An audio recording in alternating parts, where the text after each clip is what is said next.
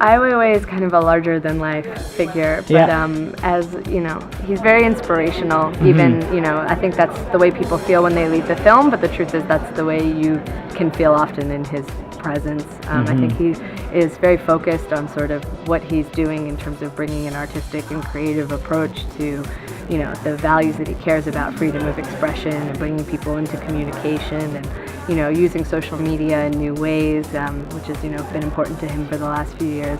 But he also really likes to have fun too. Yeah. So it's like inspirational in that kind of way. The title "Never Sorry" is actually, it partly comes from Weiwei's own title for his exhibition at the Haus der Kunst in Munich, So Sorry.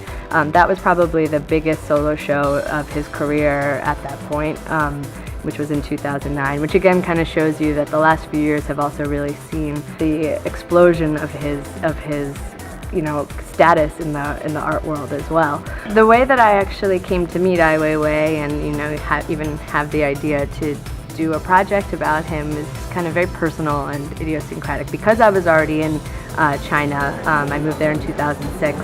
In 2008 is when I first met him.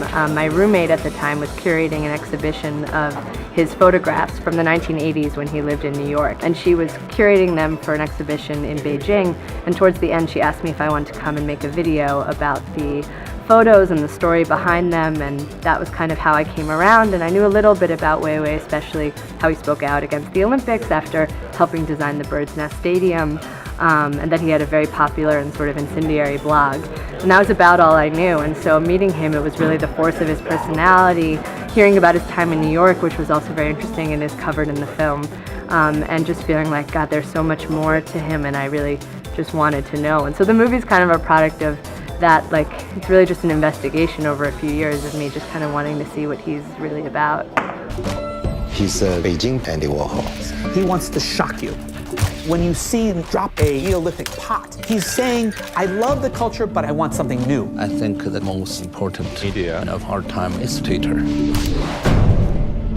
Maybe you've heard a little bit about Ai Weiwei, through articles, headlines, or maybe you're not that familiar. And I think that this movie is really kind of meant for both audiences, whether you've never really even heard of Ai Weiwei, you're not sure what that is. Even people who know him well personally have felt like there's been stuff in the film that they just, didn't know, or didn't really see that perspective or that, thing that happened to him the last few years. So I really think that it's something that can give you a real personal feel for who Ai Weiwei is, but bigger than that, it also kind of, I think, will have you think differently about, China, about the diversity of opinion there, about, who the Chinese people are. I think he kind of will explode that idea, make it a little bit, wider.